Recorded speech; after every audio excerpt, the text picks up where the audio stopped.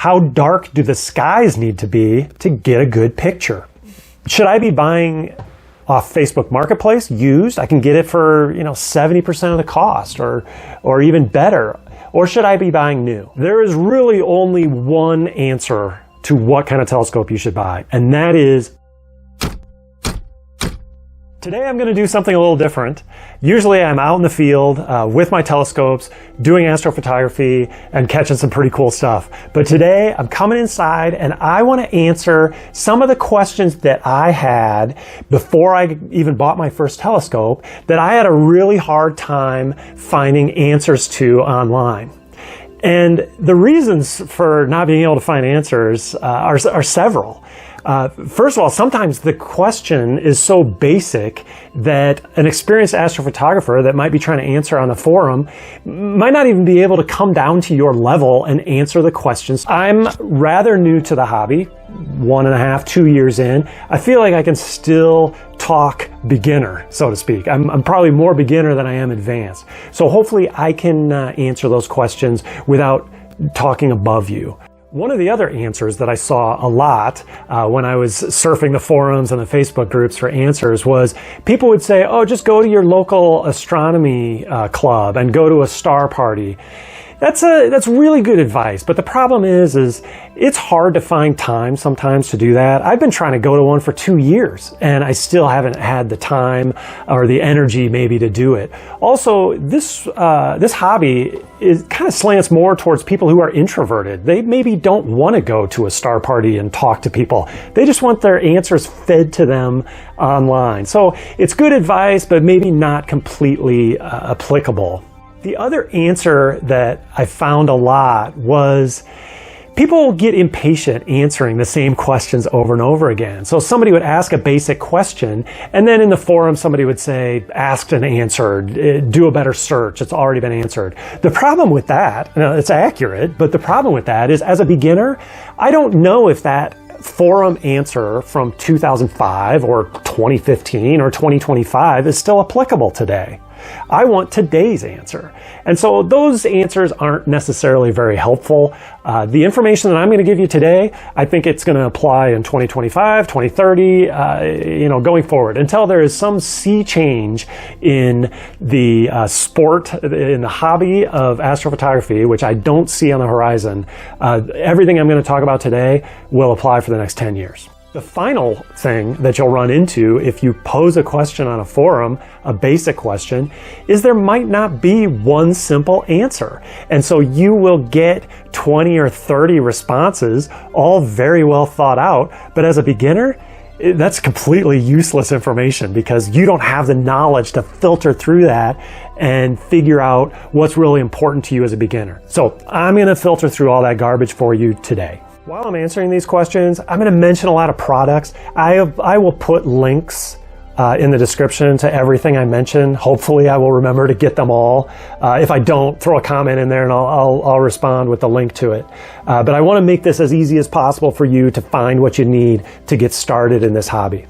The way I'm going to do this today is I'm just going to go through the series of questions that I came up with that I know that when I got into astrophotography, I was kind of blind going into it. I got lucky in some cases. It cost me some money. In other cases that hopefully I can save you guys. So we'll go through 10 or 12 different questions here and give you some really good answers for those of you that are starting out.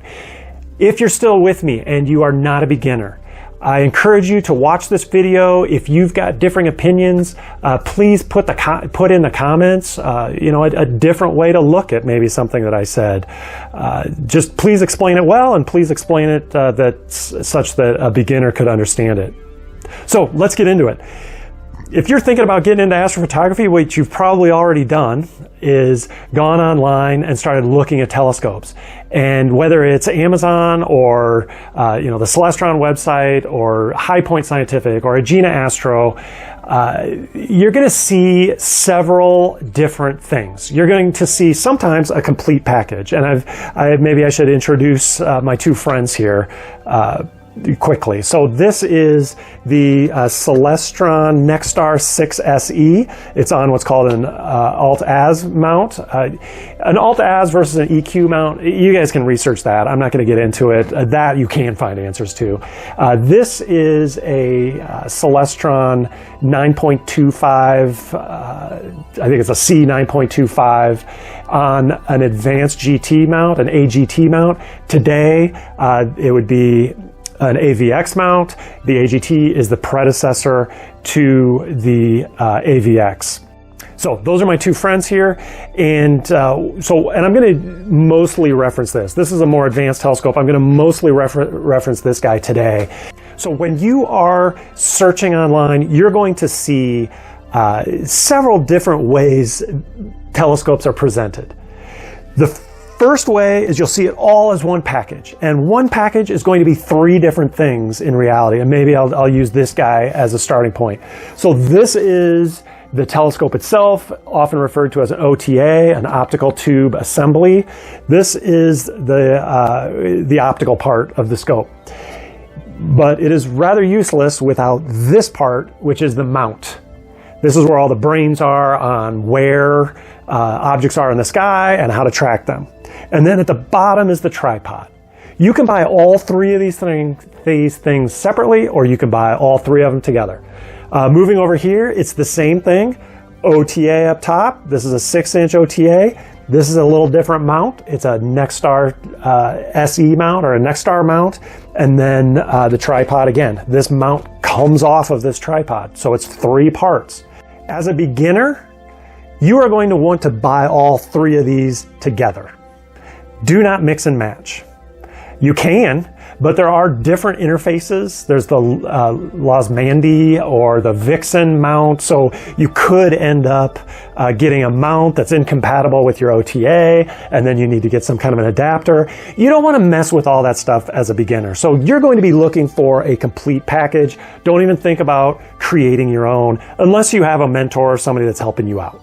So now you're looking online at these packages, and you're wondering which one should you buy. Now, I want you to think about your first telescope purchase as similar to a car that you would buy if you're learning how to drive. You want something that's easy to use. You don't necessarily want to buy a stick shift when you don't even know how to drive a car. You don't want to buy a semi. You don't want to buy a giant truck when you're just learning how to stay within the lanes. You don't want to buy a Lamborghini or a Ferrari when you're not even sure how to control the speed. So keep that in mind when you're buying your first telescope. And I'm going to tell you this, your first telescope will not be your last. Do not try to make your first telescope your last telescope. It was something I struggled with.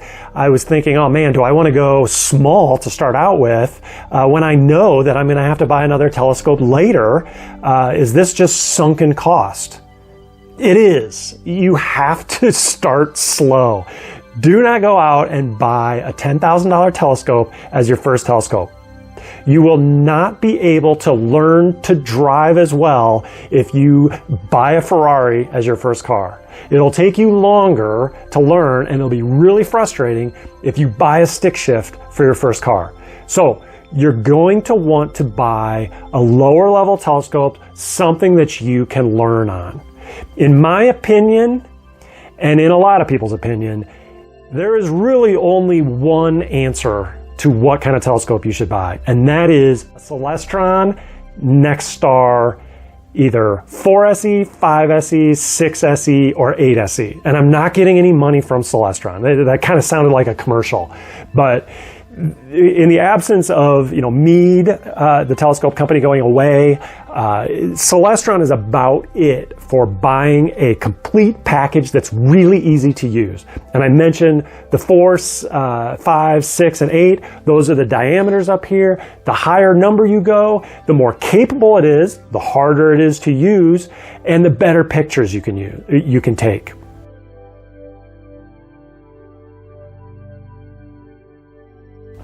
So my recommendation on choosing between one of those 4 telescopes is, first of all, budget. If you've only got $500, you're going to be looking at the 4SE. If you've got $1,500, you're going to be looking at the 8SE.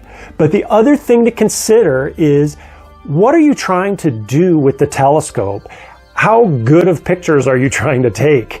So I say good, but maybe how detailed, or what kind of details are you trying to pull out of the objects that you're observing? So, and as a beginner, maybe you don't know. This is where you kind of ask yourself, do you want to see the Cassini division in Saturn's rings? So that division between the inner ring and the outer ring, there's a dark band. Do you want to be able to see that? Do you want to be able to see the surface features or the cloud features on Saturn and Jupiter? And to what degree? Do you want to be able to really pull out details of the Great Red Spot? How big do you want the craters on the moon to look? Or are you just looking for a full disk image of the moon? These are things that you kind of need to decide that will dictate whether you go more towards the 4SE or 8SE. Now, if you're like me, even at that point, you're not sure. This is the answer to that question, to figure out if you can afford the $1,500 and the $500, and you just kind of want to know which one you should get. My recommendation, and it was advice that was given to me, is to go to astrobin.com and see what kind of pictures are being taken by people with that exact same telescope.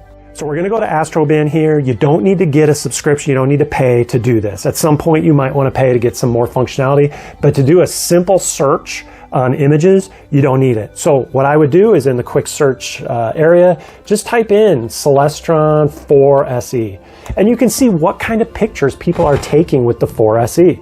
And here you can see there's a lot of lunar pictures. Here's a Saturn picture. This is a good example of what you might see with Saturn. Kind of foggy, kind of, not a lot of detail. And I say you might get because, you as a beginner. To get a better picture, you don't necessarily need a better telescope. I think if I scroll down, I might find a better Saturn. This one is a little bit better. And like I mentioned here, you could start to see the Cassini division here, that black area. And you can see some surface features. This one, people might say, is a little over-processed as far as post-processing is concerned, but you can get a feel for what kind of detail you can get. And you can see people are taking pictures of Orion, taking pictures of the sun, some nice pictures of the moon. So, if you look at these pictures and you're like, that's what I want, then you're set with a 4SE. Now, keep in mind, some of these pictures are aspirational. They're people with a lot of experience. This picture especially. You will not get this picture your first night out with a 4SE, period. It's going to take some practice. On the other end of the spectrum, what can people see, or what are people seeing with an 8SE? So you can put in Celestron 8SE and see what people are taking. So here, again, bigger pictures of the moon, nice picture of a comet. Talking about Jupiter, this is where you're going to start to see really nice details on Jupiter. I'm just going to zoom in on this. This is a good example of what you can see with an 8SE.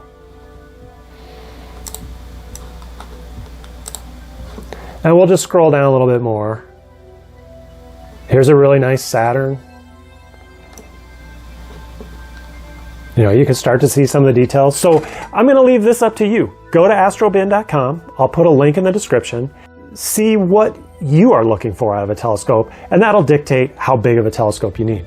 Now that you've decided which telescope that you want, the next question might be, should I be buying off Facebook Marketplace used? I can get it for 70% of the cost, or even better. Or should I be buying new? My answer to this, as a beginner, buy new. Because if you have a problem or you're not getting what you expected out of your telescope, it's a you problem. That's a me problem if I'm not getting the picture I want if my telescope is new out of the box. Celestron and all of the companies do a great job with quality control. Out of the box, you're going to get a great product. It's going to work 99+% of the time. With a used product, you're not going to know if something isn't quite working right, you're not getting the right picture, things are out of focus.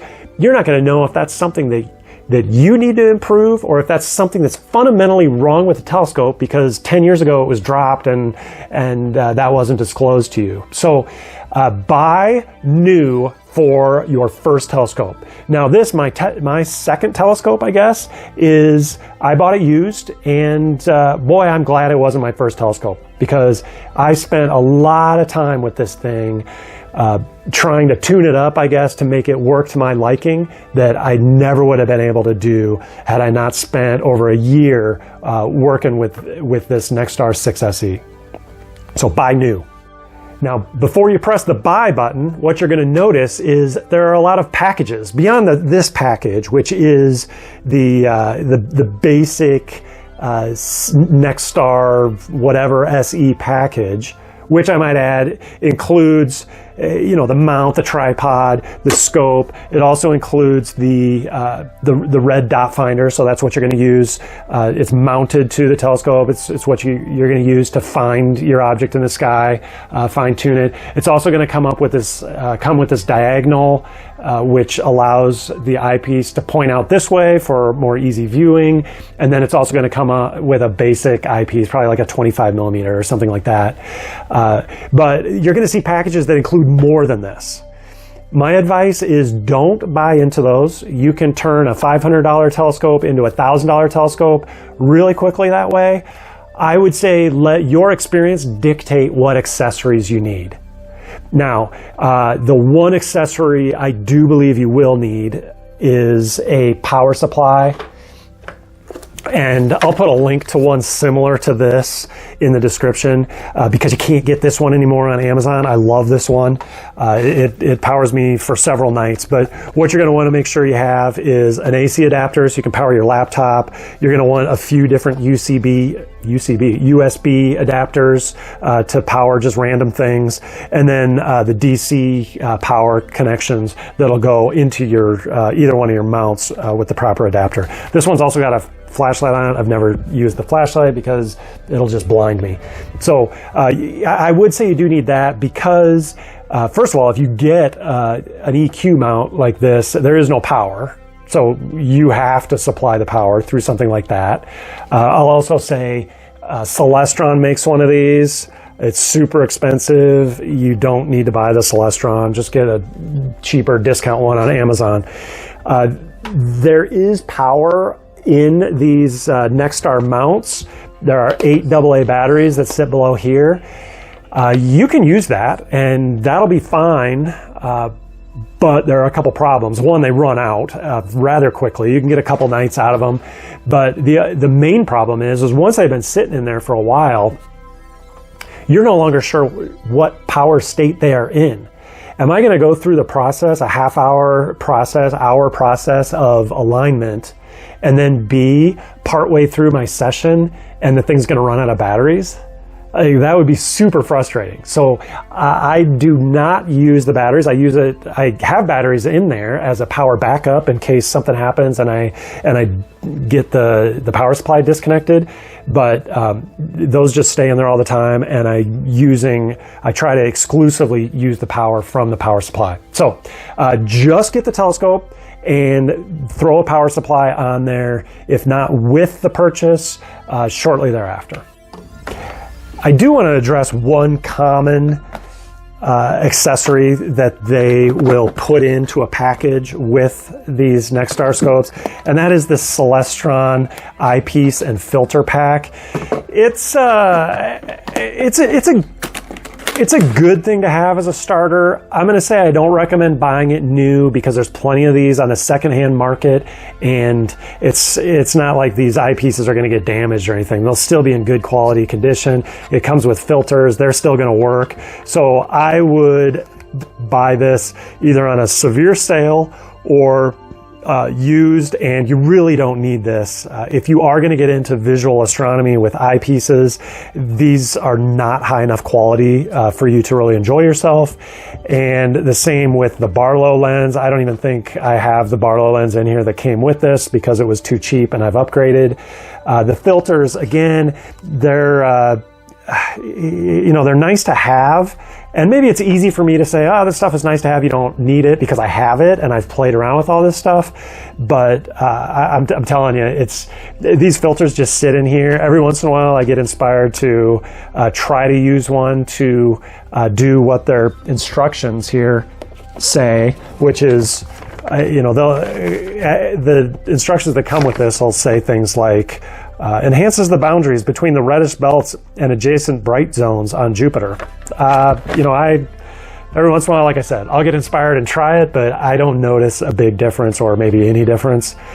So this is going to be a popular add-on. I would say don't buy it in the package with the telescope.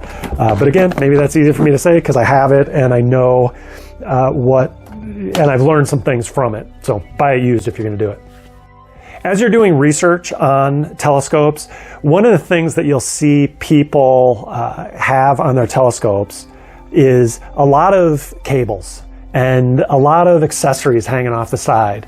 And you might think, man, do I need those? Am I going to get this telescope and just immediately have to buy, 5 other things? What are all these cables? What's going on? You don't need any of that stuff. You're going to learn what that is after you go through a few sessions and you learn some of the deficiencies maybe of the base product. The first thing that I had as an extra cable was the camera, and I took all the cables off right now, so it's a little cleaner picture. But this red part back here, I added a camera. The red square part in the front is an electronic focuser. That's going to be another cable. You're going to see people have an additional telescope on top of their main telescope, and that's generally used for tracking. You don't need to worry about that, but you're going to see a cable and another camera on that. You might see a cable associated with a filter wheel. Again, advanced stuff. You don't need it.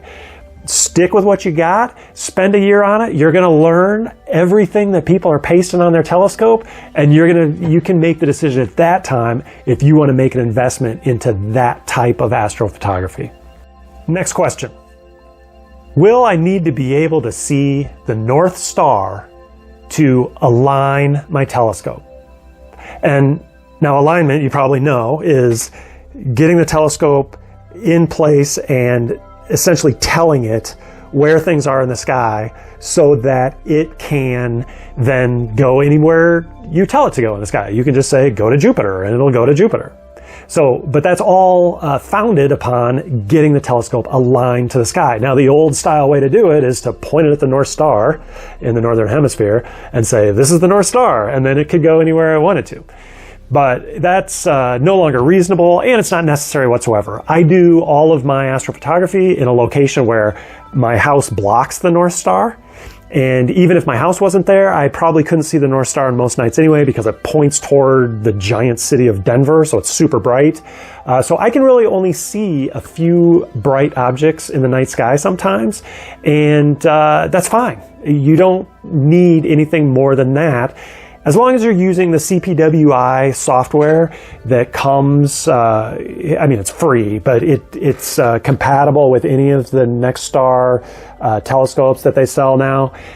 You can plug that in via a cable to your computer. The CPWI software will come up, and you can just say manual alignment, and you see Jupiter up there, so you say, I'm going to align to Jupiter, and it'll go to where it thinks Jupiter is, and then you just fine tune it and you say, hey, Jupiter's here, and then it knows where it is in the sky.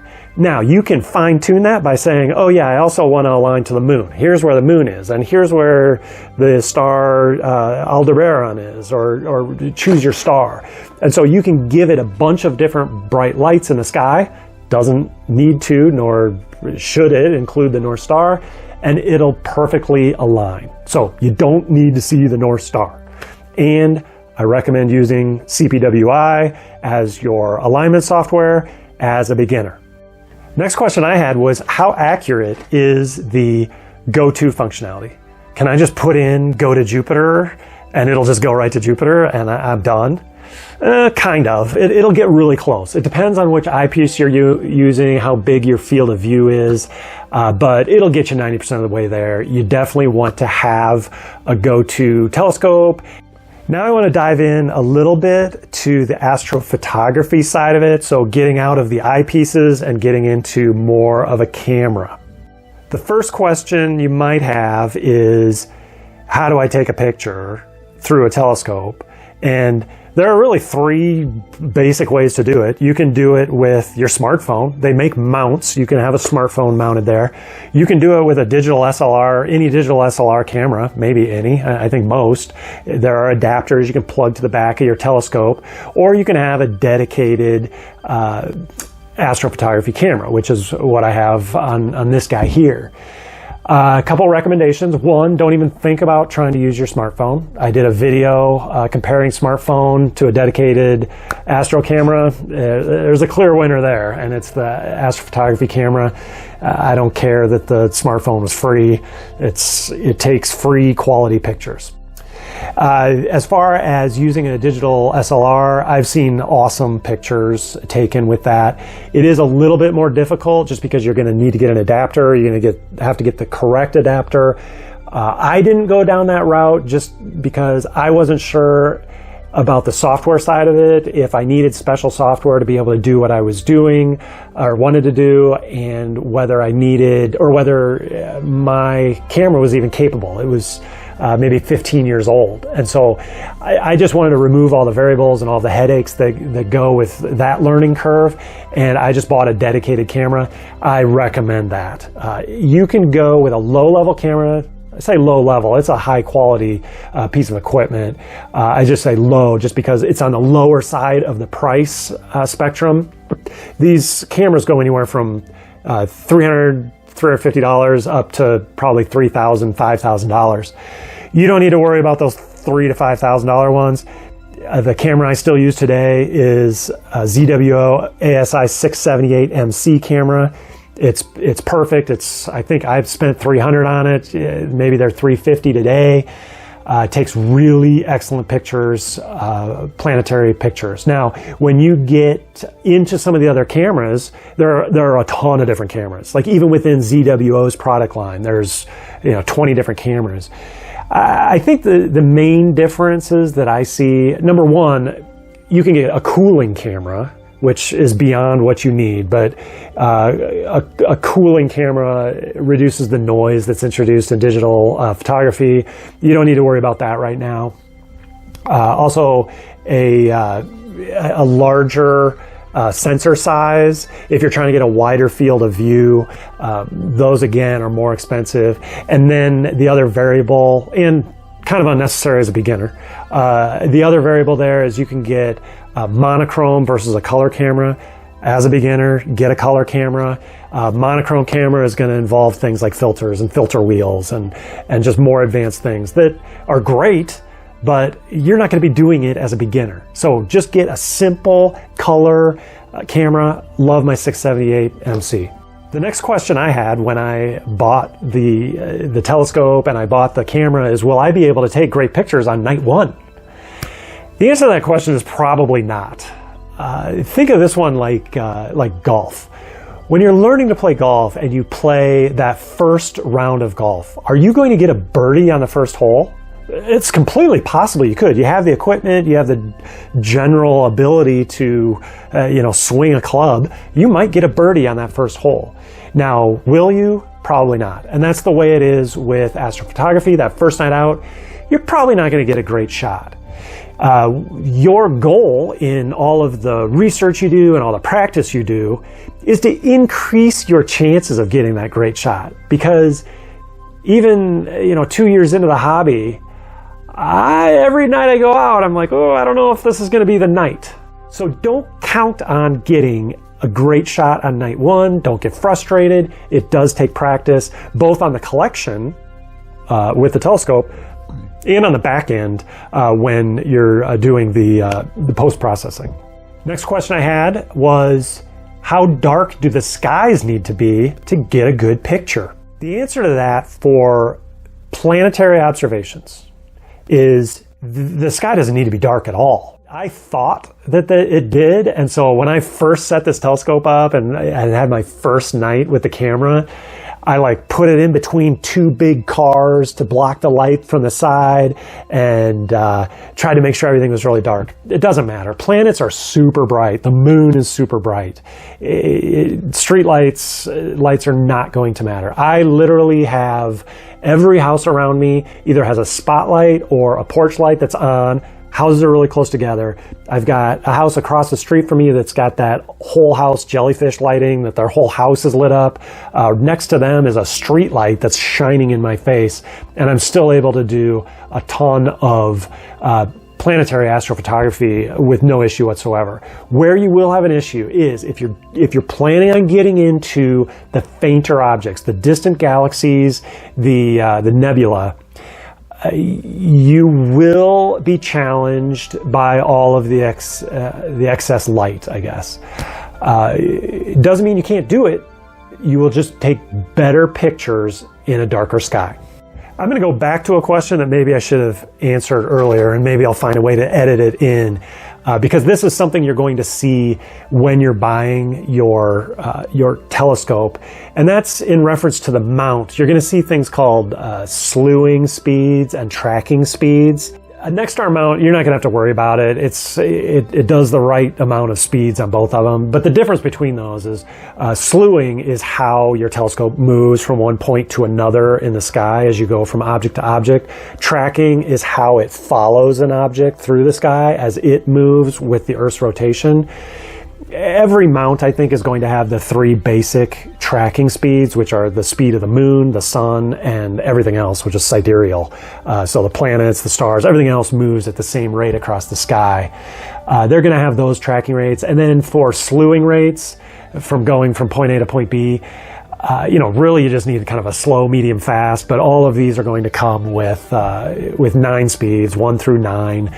And, you're going to use those 1s and 2s to fine tune what's in your field of view. And you're going to use those 8s and 9s to move from one object over to the other object without sitting there and waiting for 5 minutes for that to happen. Like I said, the next-star mounts are really good beginner mounts. They come with all of the necessary speed functions, I guess, when it comes to tracking and slewing. One thing you hear a lot about as you start researching astrophotography is filters. And the question would be, what filters do I need? And the answer is none. You don't need any filters. When you first start out, don't worry about getting filters. After you get more advanced, you can buy individual filters. The one filter that I will say you probably want to get at some point with a beginner telescope is a solar filter. This just sits right on here and allows you to look at the sun. Inevitably or eventually you will want to play around with the telescope in the middle of the day, and the sun is a good place to start. You can also see planets in the middle of the day, and where that solar filter comes into play is you can get alignment, sky alignment with the sun, and then it'll more easily slew to one of the planets. So you can find that in the middle of the day. It's a challenge because you can't use your red dot finder to find those planets because they're invisible. So you'll want to use that solar filter on the sun to get alignment. The only other filter, and I forget if I mentioned it before, I do use a ultraviolet infrared cut filter. So that takes out that spectrum as it comes into the camera. That, I've been told, can introduce noise into your picture. So cutting that out helps make a cleaner picture. I do use it for every picture I take, and I can't say that I really have noticed a huge difference, but I'm sure it makes some tiny difference that maybe isn't obvious. But just full disclosure, I do use that filter for every picture, but not required as a beginner.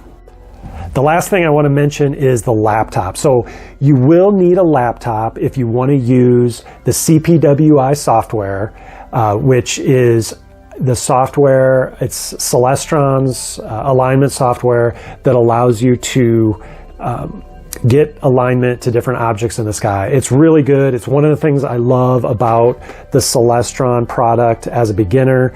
Everything's really well integrated, and it comes with its own software package that's really easy to use.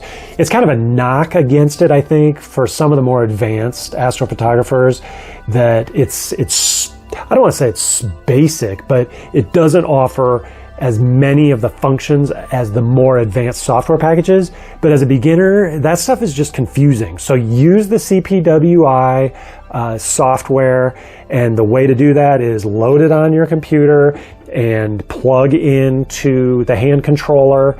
And then that's also, you're going to need the computer to collect any of the imaging that you do with your astrophotography camera.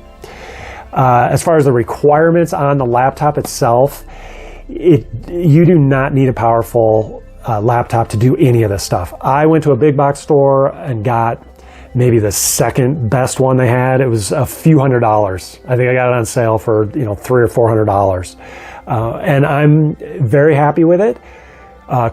The only issue I have is in post-processing the images. It's very processor intensive, and sometimes something might take 3 or 4 minutes that if I had a more powerful computer, maybe that's 20 or 30 seconds. So that's mildly annoying, but not enough to have forced me to go out and get a new computer. I'm still, I'll just spend a few extra minutes, save myself some money. The one thing I would recommend is get a computer that is black. Because like I said, I'm doing astrophotography outside with some bright lights. Those reflections kind of make it difficult to see things in the sky. Also, you're probably going to use a headlamp at night, and that reflection off of a silver surface is going to be distracting. And if you're doing daytime stuff, the sun shining off of a silver surface it hurts your eyes a little bit. And I know that because this is actually a silver laptop, and the only reason it doesn't look silver is because I put a wrap on it because I got so annoyed with the reflection. So I wrapped the exterior, I wrapped the interior, and it's much better. I'm much happier with it black. So I would say just get the black computer right away, as opposed to wrapping it. That was kind of an unnecessary step I had to take. Those were the questions that I had before I even got my first telescope. You probably have some of the same. Hopefully this was helpful. If I did not answer a question you have and you're having a tough time finding it elsewhere, feel free to drop it in the comments. I will try to answer that. If you are an experienced astrophotographer and you've made it this far, thank you very much. And if you've got more information to add or maybe a differing opinion, throw that in the comments too. I want to build a community that helps a beginning astrophotographer. Like I said at the start, this is a little different, me sitting here. It's not where I'm most comfortable. I'd rather be out in the field. So if you are interested in seeing what I'm doing with these telescopes at night, throw a subscribe down. And if this was helpful at all, give me a like, and we'll see you next time.